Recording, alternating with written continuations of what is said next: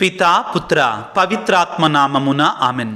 ప్రభునందు మిక్కిలి ప్రియ సహోదరి సహోదరులారా, ఈ వాక్య పరిచర్యకి మిమ్మందరినీ ప్రేమతో ఆహ్వానిస్తున్నాను. పౌలు కొరింథీయులకు రాసిన మొదటి లేఖ 15వ అధ్యాయము 58వ వచనము. ప్రియ సహోదరి సహోదరులారా, దృఢముగా స్థిరముగా నిలబడుడు, ప్రభువు కార్యములలో సర్వదా శ్రద్ధ చూపుడు. ఎలయన ప్రభువు సేవలో మీరు చేయి ఎట్టి కార్యమైనను నిష్ప్రయోజనము కాదని మీకు తెలియను కదా. క్రీస్తునందు మిక్కిలి ప్రియులకు సహోదరి సహోదరులారా, అది ఒక మారుమూల గ్రామం. విచారణ గురువు ఆదివారం ఉదయం 2 పూజలు చేశారు. సాయంత్రం ఆ విచారణలోనే బాగా దూరంగా ఉన్నటువంటి ఆ యొక్క గ్రామానికి వెళ్ళి దివ్యబలి పూజ చేయటానికి ప్రయత్నం చేయటానికి వెళ్ళారు. గ్రామానికి వెళ్ళారు, సమయానికి ఎవరూ రాలేదు. కాబట్టి కొంచెంసేపు ఆగుదాం అనుకున్నారు. చీకటి అంతా కూడా. ఒక 10 నిమిషాల ఆలస్యం తర్వాత ఒక 2 పిల్లలు వచ్చారు గుళ్ళోకి.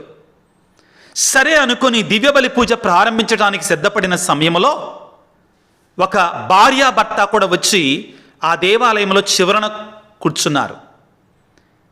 గురువు ఒకంత నిరుత్సాహంతో, అయ్యో ఇంత దూరం నుంచి వచ్చానే దివ్యబలి పూజ చేయడానికి, ప్రజలకి వాక్యాన్ని బోధించటానికి, కానీ ఎవరూ రాలేదే అని వేదనతో దివ్యబలి పూజను ప్రారంభించాడు.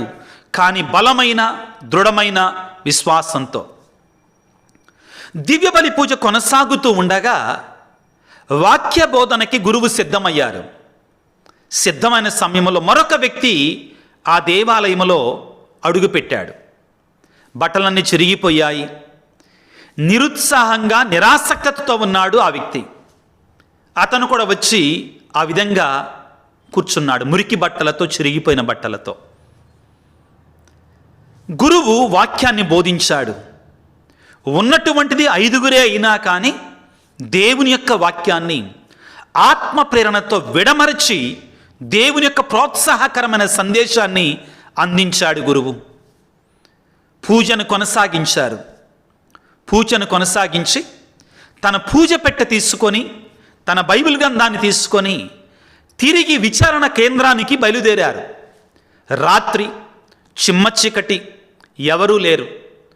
కొంచెం దూరం వెళ్ళిన తర్వాత 2 దొంగలు ఆ గురువును ఆపి అతనిని హింసించి ఆయన దగ్గర ఉన్న కొన్ని వస్తువులు తీసుకొని వెళ్ళిపోయారు. వాటిల్లో ఒక బైబిల్ గ్రంథం, తన ప్రసంగాల నోట్ పుస్తకం, తన ప్రసంగాల పుస్తకాన్ని దొంగలు తీసుకొని వెళ్ళారు. ఆయన దగ్గర ఏమీ లేవు కాబట్టి. అయితే ఇంటికి వెళ్ళి గురువు నిద్రించే ముందుగా బాధతో వేదనతో తన రోజువారీ పుస్తకంలో, డైరీలో ఈ విధంగా రాసుకున్నాడు.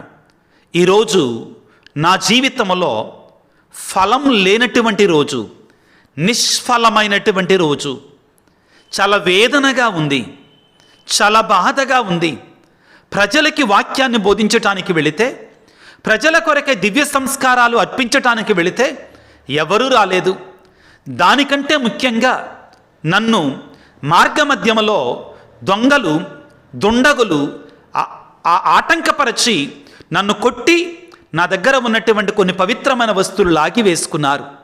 ఈరోజు నా జీవితంలో ఒక దుర్దినము, నిష్ప్రయోజనమైనటువంటి రోజు అని రాసుకున్నారు.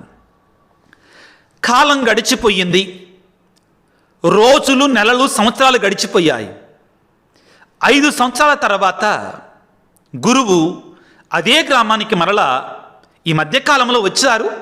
కానీ 5 సంవత్సరాల తర్వాత ఆ గురువు పూజను సమర్పిస్తూ వాక్య బోధన చేస్తున్న సమయంలో ఎందుకో తనకు అనిపించింది, 5 సంవత్సరాల క్రితం తనకు జరిగినటువంటి ఆ సంఘటనలని మరొకసారి ఆయన చెప్పాలని ఆశపడ్డాడు. 5 సంవత్సరాల తర్వాత ఆయన ఆ రోజున ఏం జరిగింది అని చెప్పి ఆయన అన్నాడు, ఆ రోజున నేను నా జీవితంలో మరిచిపోలేను.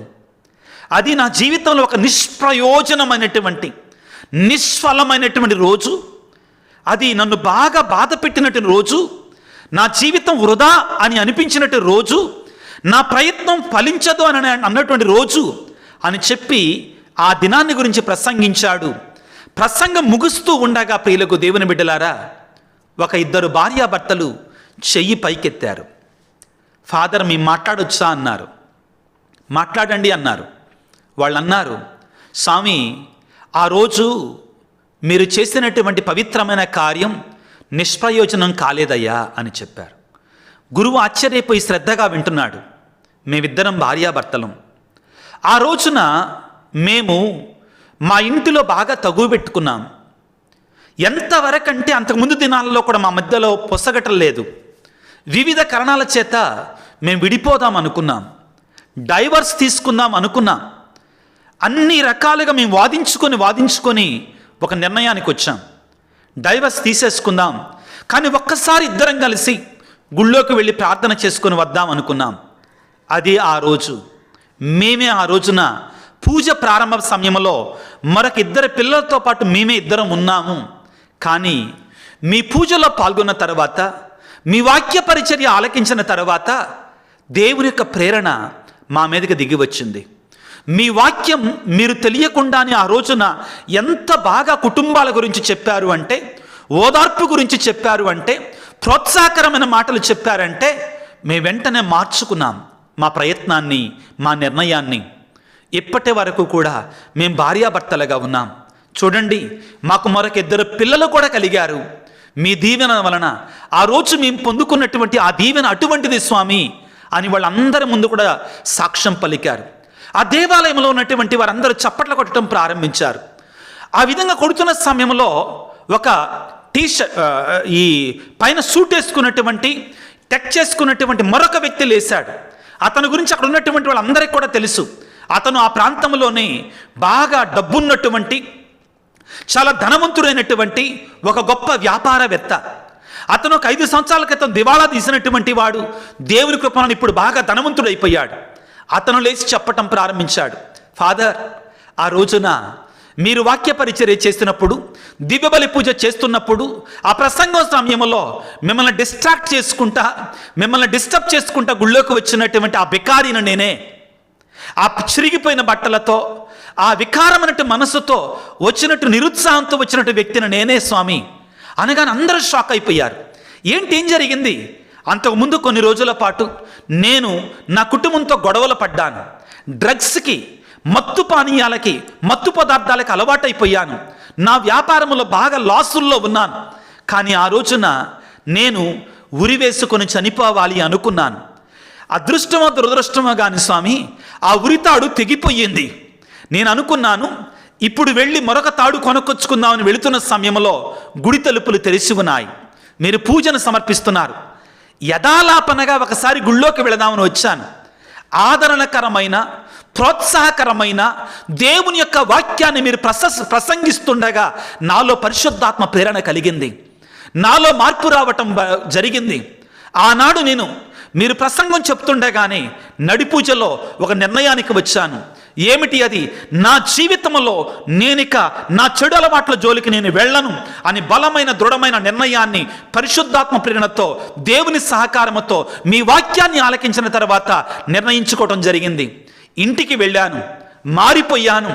మరలా నూతనంగా నా వ్యాపారాన్ని ప్రారంభించాను. నా భార్య దగ్గరికి, పిల్లల దగ్గరికి వెళ్ళి నన్ను క్షమించమని అడిగాను.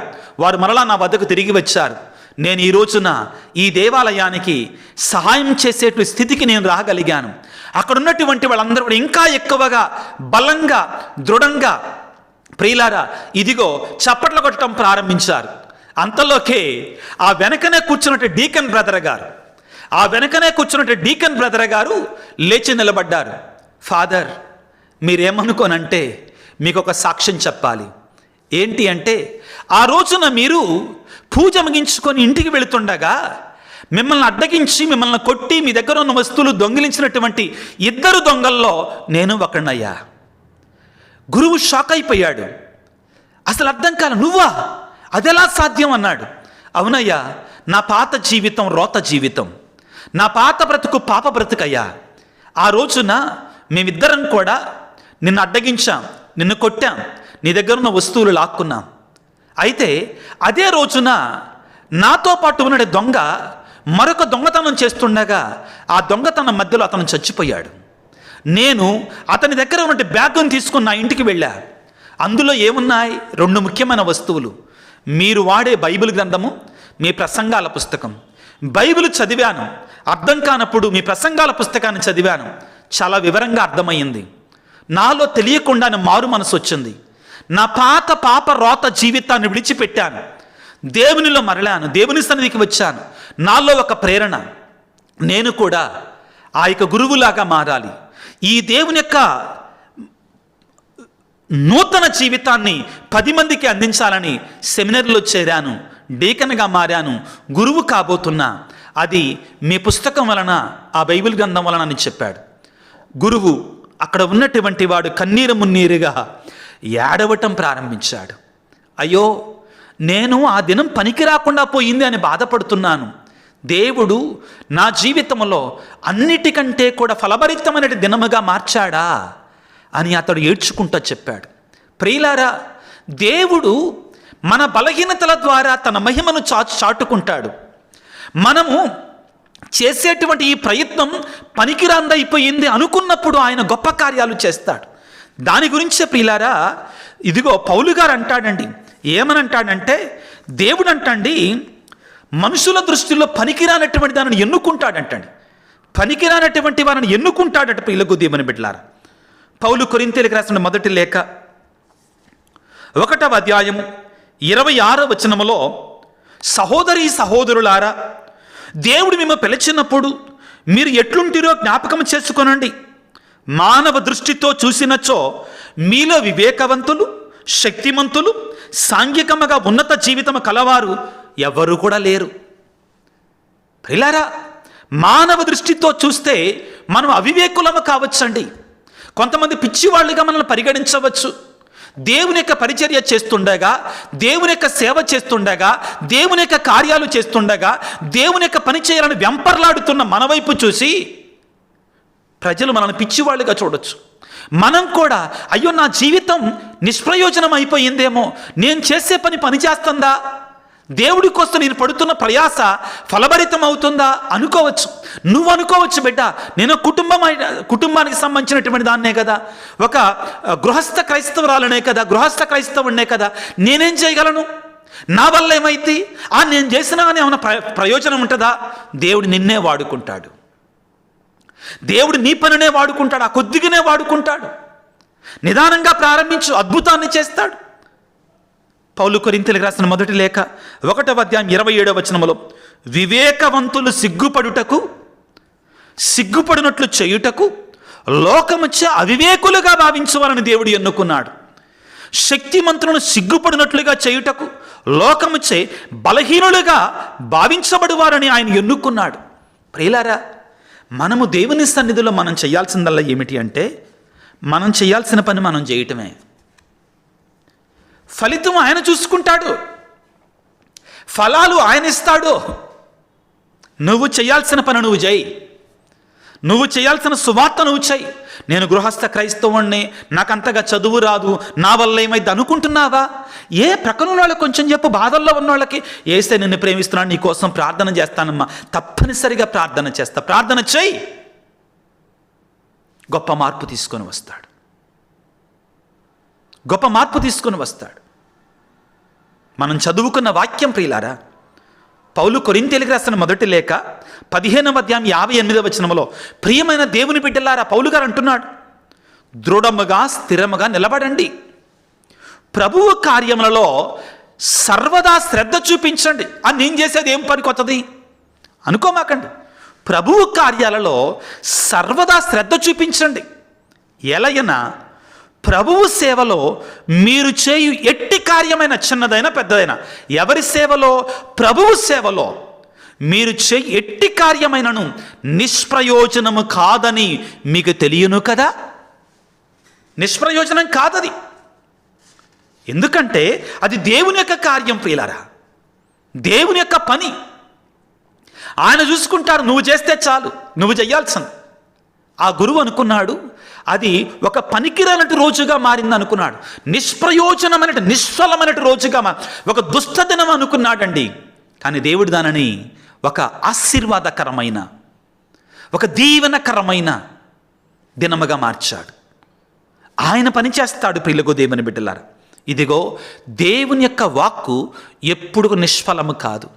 హెబ్రీ పత్రిక 4వ అధ్యాయం 12వ వచనములో దేవుని యొక్క వాక్కు సజీవమును చైతన్యవంతమైనటువంటిది, అది రెండంచులు కలిగిన ఖడ్గము కంటే పదునైనటువంటిది, కీళ్ల మధ్య కలియ వరకను తెల్లుతుంది, అది మార్పును తీసుకొని వస్తుంది.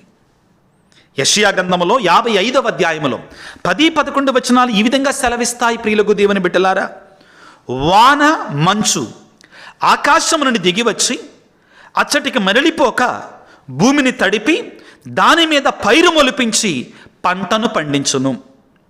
నా నోటి నుండి వెలువడి వాక్కును ఈ రీతిగానే ఉండును, అది నిష్ఫలముగా నా యొద్దకు తిరిగి రాదు. దేవుని నోటి నుండి వచ్చే మాట అంటే ఏంటి? మన నోటి నుండి, దేవుని యొక్క సేవకులు, దేవుని యొక్క బిడ్డల నోటి నుండి వచ్చేటువంటి మాటలు నిష్ఫలము కాదు ప్రియులారా. కొన్నిసార్లు వాక్యాన్ని బాగా రెడీ అయిన తర్వాత, నాకు జరిగేది చెప్తున్నాను, బాగా రెడీ అయిన తర్వాత బాగా చెప్పాలనుకుంటాం, కానీ ఆ రోజు వాక్యం సరిగా రాలేదే, ఈరోజు నేను బాగా చెప్పలేకపోయాను అనుకుంటాను నేను. కానీ ఆ రోజే దేవుడి దీవెనలు ఎక్కువగా వస్తాయి బిడ్డలకి. దేవుని ఆత్మ పని చేస్తుంది వాళ్ళల్లో. నా నోటి నుండి వెలువడి వాక్కును ఈ రీతిగానే ఉండును, అది నిష్ఫలముగా నిష్ప్రయోజముగా నా ఎదుగు తిరిగి రాక నా సంకల్పము నెరవేర్చును, నేను పంపిన కార్యమును సాధించును. అది హృదయాల మార్పును తీసుకొని వస్తుంది. ప్రియ దేవుని బిడ్డ, ఇదిగో ఈ పరిచర్యలో మీరు కూడా భాగస్థులు కావాలి. మీకు తోచినట్లుగా దేవుని యొక్క ప్రేమను పంచాలి. పరిశుద్ధ ఫ్రాన్సిస్ పాపు గారు ఎవాంగెలియం గౌడియం అనేటువంటి ఆ యొక్క పత్రికను మనకు అందిస్తూ చెప్పిన మాట ఏంటంటే, ఎవరైతే సువార్త చేత తాకబడ్డారో, ఎవరిలో సువార్త వెలుగు నిండి ఉంటుందో వాళ్ళు తప్పనిసరిగా ఇతరులకి ఆ వెలుగునివ్వాలి, ఆ సువార్త పరమానందాన్ని ఇవ్వాలి. తప్పనిసరిగా ఇస్తారు తెలియకుండానే. మనం ఇవ్వడం లేదంటే మనం ఇంకా సువార్త చేత తాకబడాల, మనలో ఇంకా మారు మనసు రాలేదు. ప్రభువుని వేడుకుందాం.